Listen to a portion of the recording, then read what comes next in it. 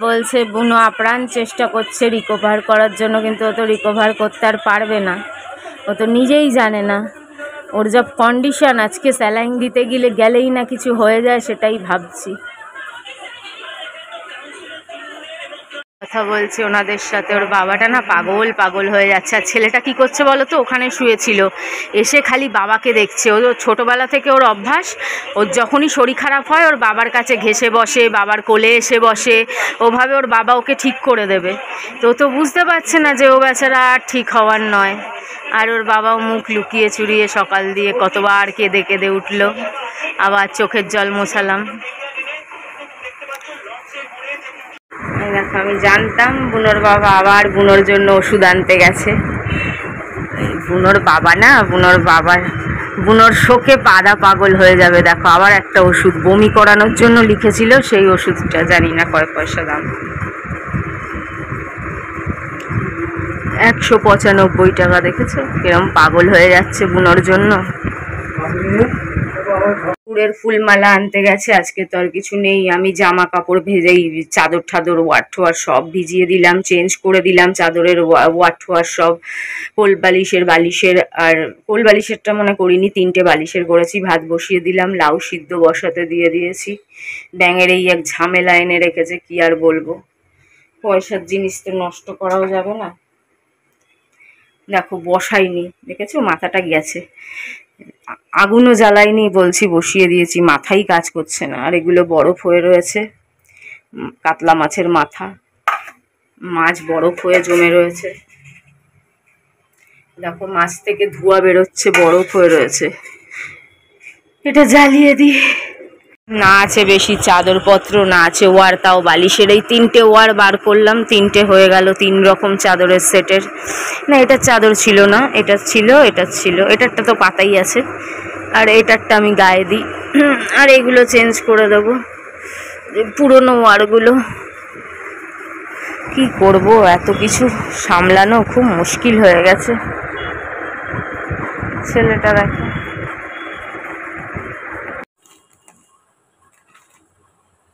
কি করবো বন্ধুরা, আর ভালো লাগে না। না আছে ঘুম, না আছে কিছু, মুখ চোখের অবস্থা দেখো। বুনোর বাবা বেচারা কাঁদছে, কেঁদেও মানে বেটা ছেলে তো আমাদের মতন কাঁদতেও পারে না চিৎকার করে বা, কিন্তু বুঝতে পারছি বুনোর বাবার কতটা কষ্ট হচ্ছে।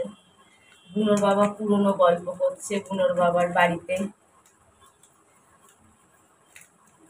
কিছু পশু পাখিদের ঘটনা। বুঝতে পারছি ওরও কষ্ট হচ্ছে। ও ভাবছে যে আমি এই ছাড়া কি থাকতে পারবো, এ তো একটা নেশার জিনিস না, নেশার মতন। ও তো বেচারা বাবার সুখ পেত কোথাও না কোথাও দিয়ে, বলো। ও হয়তো নিজে বাবা হতে পারেনি, রেগে মেগে হয়তো বলে, দুঃখ পায়, কষ্ট পায়, এত খাটনি, এত খরচা, কষ্ট পায়, কিন্তু এটাও ফিল করে যে কোথাও না কোথাও ওর বাবার কমিটা পূরণ হয়েছিল। হয়তো মুখে বাবা ডাকতে পারতো না, কিন্তু আদব কায়দায় অঙ্গভঙ্গিতে সবেই তো বাবার থেকে কোনো অংশে কম বাসে না বুনো। বুঝতে পারছি যে বুনোর বাবাও ফিল করছে যে এরকম একটা কিছু ছেড়ে আমরা কি করে থাকবো, কিন্তু আবার ভাবছে যে আবার যদি আনি, এত খরচা, দিন দিন তো বয়স হচ্ছে, আর বুনোর বাবা আমার থেকে অনেকটা বড়, এত খাটিনি কি করে করবো। আরো যদি 5 জন থাকতো, মা থাকতো, বাবা থাকতো, বা বৌদি ঠৌদিরা থাকতো, থাকে না বড় ফ্যামিলি, সবাই মিলে একটু একটু করে, তাহলে তাও একটু চাপটা কম হয়। এখানে তো করার কেউ নেই, এক আমি, এক বুনোর বাবা। তারপর আমার শরীরে কত রোগ দিক, কত কিছু, বুনোর বাবার শরীরে কম বেশি, এই নানান রকম ভেবে আর এগোতে চায় না। কিন্তু ও কোথাও কোথাও ফিল করে যে আমরা একা একা কিভাবে কি থাকবো না থাকবো। কিন্তু কপাল যার খারাপ, এর কি কোনো গ্যারেন্টি আছে? আমাদের তো কপাল খারাপ না, যে আবার একটা নিয়ে আসবো, তাকে হয়তো আরো ভালো করে, আরো আমরা যা শিখেছি, আমাদের যা এক্সপিরিয়েন্স হয়েছে, আমরা যতটা জেনেছি, হয়তো আরো ভালো করে কেয়ার করতে পারবো, আরো ভালো করে ফুড হ্যাবিট বানাতে পারবো। কিন্তু ওই যে কপাল খারাপ থাকলে কত আছে যারা ঘরের খাবার কোনোদিন খাওয়ায়নি, সারা জীবন হয়তো পেডিগ্রি খাইয়েছে, তারাও হুট করে তাদেরও অনেক কিছু হয়ে গেছে। এইসব তো বলা যায় না, না? প্রাণ থাকলে কখন কি প্রবলেম আসবে কেউ বলতে পারে? তার যে রোগ বিগ হবে না সব, সেটাও তো কোনো গ্যারেন্টি নেই, তখন কি হবে এই ভয়টাই। মানে কপাল যার খারাপ তার সবসময় খারাপ। আর ভালো লাগে না গো, কি বলবো আর। এত ছোট, এতে তো এটা ভেজানো যাচ্ছে না, আরে কি বড়টাতে ভেজাই। আর ভালো লাগে না। চা করছি, একটা বড় দুধ, একটা ছোট দুধ, 4 কাপ চা। আবার স্যালাইন দিতে চলে এসছে। ওদের অভ্যাস হয়ে গেছে, রোজ বুঝে গেছে যে এই টাইমটায় আমি খেতে দেবো, ওর জন্য এখন 6টা 7টায় এসে বসে থাকছে। দেখো, একজন এখানে ঘুরছে, একজন ওখানে বসে আছে। দাঁড়া, চাল আনাতে হবে, আজকে সন্ধ্যে চাল আনাবো, বুনোর বাবার থেকে ঝেড়ে দিচ্ছি।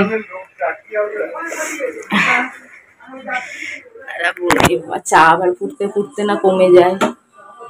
মারামারি করছে খাওয়ার জন্য এই বিকেল সন্ধ্যে 6টার সময়। নিচেও দিয়েছি, ওপরেও দিয়েছি, তাও মারামারি করে খাচ্ছে। এখন তো আর বেশি নেই, কয়েকজন আছে, 5-6 জন।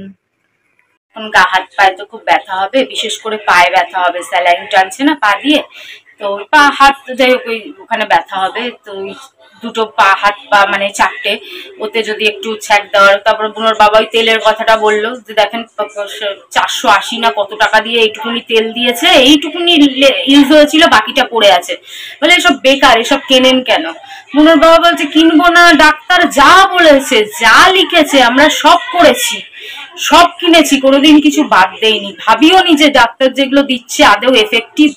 সবই কি এফেক্টিভ, না কিছু বেকার জিনিস নিজের ফায়দার জন্য লেখেন ওনারা? নিজেদের সব মেডিকেল রিপ্রেজেন্টেটিভরা যেগুলো দেয় তার থেকে কমিশন আছে। বিশেষ করে তেলটার মানে কিচ্ছু না, কিচ্ছু না। বুনোর বাবার পায়ে একটু ব্যথা করেছিল, মেখে দেখেছে, কিচ্ছু হয়নি। মানে বেকার 480 টাকা। 480 টাকা একটু টিফিন খাই না, কত পয়সা বাঁচাই। 480 টাকা গায়ে খেলে এরকম কত জলের মতন ওষুধ পড়ে আছে যেগুলো একটাও কাজের না। তা তোমাদের যাদের কাছে এই পেটস আছে বা ছেলে মেয়ে বলো, যাই ভাবো, ছেলে মেয়ে আছে, ডাক্তার যেটাই লিখবে না অন্ধের মতন কিনবে না, সবসময় সবকিছু অন্ধের মতন কিনবে না। সে পাখি হোক, বিড়াল হোক, কুকুর হোক, খরগোশ হোক, এমনকি ছাগল ঠাগলও হোক, যাই হোক, ডাক্তার যখনই লিখবে অন্ধের মতন কিনবে না। একটু ভেবে চিনতে দেখবে যে আদেও এটা এফেক্টিভ কি, একটু এদিক ওদিক খোঁজ খবর বা নেটে ফেটে একটু দেখে নেবে আদেও এফেক্টিভ কিনা, না শুধু পয়সা আর কমিশনের জন্যই লিখছে। কি বলবো আর। কত বাসন বেরিয়ে গেছে, সবার চায়ের ফায়ের বাসন এখন মাজবো, খাওয়ারও কিছু নাই, কতগুলা বিস্কুট রয়েছে। বিস্কুট ওই বাচ্চা বলো, বিকেল বেলা টিফিনে বিস্কুট খাবো, তাও আবার ওই 5 টাকা দামের ক্রিম বিস্কুট আর ওই একটা বারবন বিস্কুট, ওইসব খেতে ভালো লাগে খিদের পেটে, মিষ্টি মিষ্টি। আর তো কিছু নাই। বুনোর বাবা বেরিয়েও গেল, কি খাই? আনারও কোনো লোক নাই, কোথায় ফেসেছি, জীবনটা যেন এবারে যাচ্ছে তাই অবস্থা। বুনোকে ফেলে রেখে কোথাও যাওয়ারও উপায় নেই, কিছু কিনতে যাব তারও উপায় নেই। বুনোর বাবা বাড়িতে থাকলে বেরোতে চায় না, আর বেরোলে তো বেরিয়েই গেল। কি খাবো? আমার তো অত ক্ষমতা নেই যে জোম্যাটো দিয়ে আনিয়ে আনিয়ে খাবো, বলো। আজকেও প্রেম করতে গেছে। এই যে একটা ডিম ছিল, তো আমি ডিমটা সিদ্ধ, এটা গরম ডিম, সিদ্ধ করেছি। আর বসে বসে লাউ কেটে নিলাম, 4-5 দিন ধরে লাউ পড়েছিল, 4-5 দিন ধরে লাউটা পড়েছিল, বসে বসে লাউ কাটলাম। কি খিদে পেয়ে গেছে, সারাদিন খাটবো, যদি একটু পেটে না দেই তাহলে কি করে হবে। এবার খিদে পেয়ে গেছে, ডিমটা খেয়ে নি। আর তারাও লাউ কেটেছি, দেখাচ্ছি। কি লাউ কাটা ছিঁড়ি আমার, কোনোটা বড় কোনোটা ছোট। জন্মে কাজ না শিখলে যেটা হয়, কাজ না করলে ঠিক মতন যেটা হয়, একটা বড় একটা ছোট। আর আমার পিসি লাউ কাটতো, চোখ বন্ধ করে লাউ কাটতো, মাঝে মাঝে বলতো দেখ আমি চোখ বন্ধ করে সবজি কাটছি। পারফেক্ট সাইজ, না একটা ছোট না একটা বড়, পুরো পারফেক্ট। আলু কাটতো, যাই কাটতো, পুরো পারফেক্ট। আর আমি দেখো,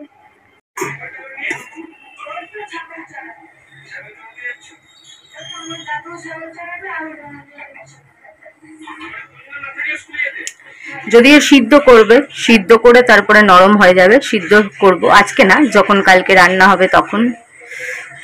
বাইরে থেকে এলো ছেলে, আগে বাবা বাইরে এলে কিরকম মুখে চুমু, কপালে চুমু, গলা ধরা, কত কিছু করতো। এখন শুধু শুয়ে শুয়ে একটু লেজাটা এরম এরম নাড়ালো, ব্যাস, আর কিছু নাড়াতে পারলো না, আর কিছু পারে না, আর আগের মতন কিছু পারে না।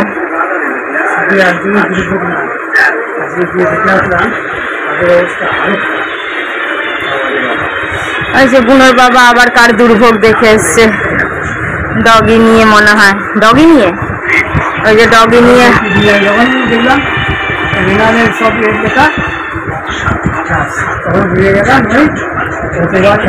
টেস্ট করিয়েছে, রিপোর্ট, ওষুধ সব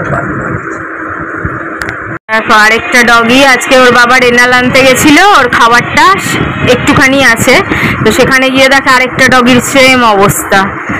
ওকেও একটু ভুলভাল, ওকে আবার ভুলভাল ট্রিটমেন্ট, এক গাদা ওষুধ গছিয়ে দেওয়া, এখন আবার সব ওষুধ চেঞ্জ করা, কি জ্বালা এদের নিয়ে বলো তো।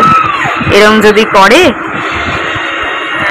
তাহলে মানুষ কোথায় যাবে, আর এই বেচারাগুলো কোথায় যাবে ডক্টররা যদি এরকম করে।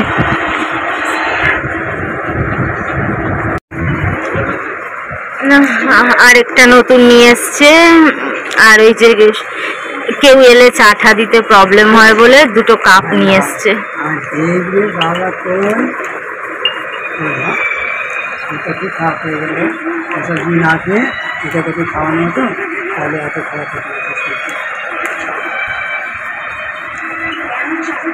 এতক্ষণ ছিলাম আমায় উঠে, এবার উঠে বসে কুজো হয়ে দেখছে। কি হলো বাবা, কাঁদছো কেন, কাঁদছো কেন বাবা?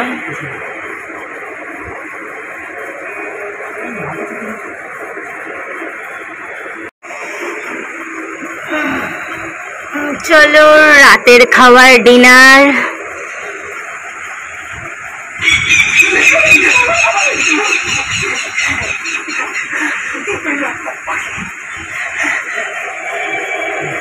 চলো, ঘড়িতে বাজে 11টা বাজতে 10 মিনিট। এবার গরম করেছি, দেখি হয়তো বেচারার পেটে থাকবে কি থাকবে না জানি না। কিছু খেয়েই ছেলেটা সহ্য করতে পারছে না, সব বমি করে দিচ্ছে গো, ছেলেটার অবস্থা খুব খারাপ। তার জবে দিয়ে স্যালাইন দেওয়া হচ্ছে তবে দিয়ে তো পেটে খাবারই রাখতে পারছে না, খাচ্ছে বমি করে দিচ্ছে, খাচ্ছে, কত কষ্ট করে খাওয়াচ্ছি, রেনালি খাওয়াচ্ছি, আর কিছু খাওয়াচ্ছি না, তবুও খেয়ে রাখতে পারছে না, খালি বমি করে দিচ্ছে। ওর বাবা ছিল না তো বলেছিলাম আসার সময় আমার জন্য একখানা মিষ্টি নিয়ে আসিস, তো ভালো লাগে না খাওয়ার পরে, খাওয়ার অভ্যাস তো। বুনোর বাবা একটার জায়গায় 2 রকমের মিষ্টি নিয়ে এসছে। এগুলো মনে হয় সর ভাজা, কিন্তু মনটা তো গেল খারাপ হয়ে, আর কি সর ভাজা আর ব্যাং ভাজা।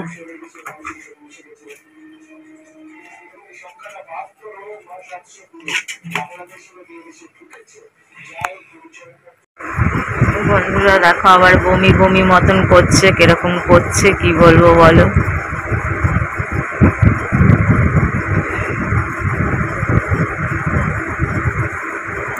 বুকটা ধুক ধুক করছে।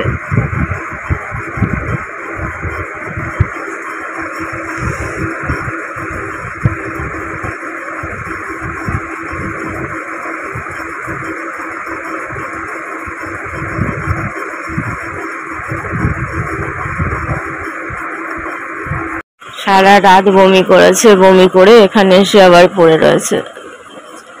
ছেলেটা স্যালাইন নেওয়ার আগে এত বমি করছিল না, স্যালাইন নেওয়ার পরে বমি করার ওষুধও তো দিচ্ছে, তাহলে কেন করছে?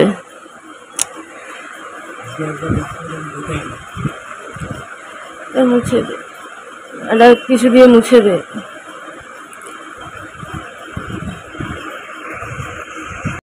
খালি ওর বাবার দিকে তাকিয়ে বসে থাকে, ওর বাবা বলে আমি দূরে থাকবো, আমার মায়া কাটাতে পারে না, খালি বাবার দিকে তাকিয়ে ছেলেটা পড়ে আছে। এরকম এত কষ্ট পেয়ে বেঁচে থাকা, কি বলবো তো আমার আর।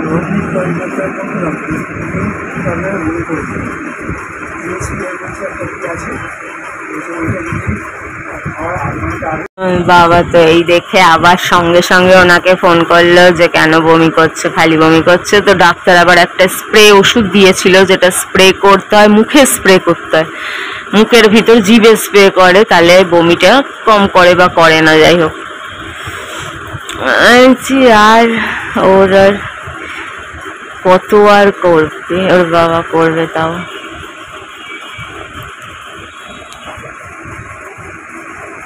ও বাবা ভক্ত, বাবা বাবা ভক্ত।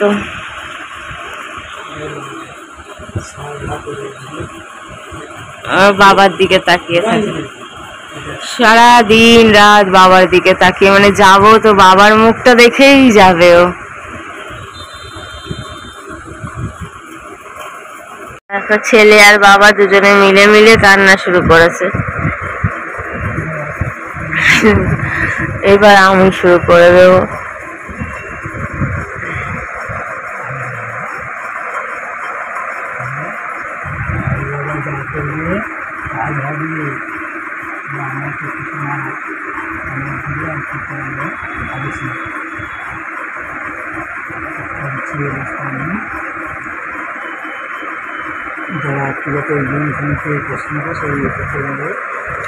খাবার বলে স্প্রে ওষুধ এনে দেবে, মানে ছাড়বে না, যত পারবে তত করবে।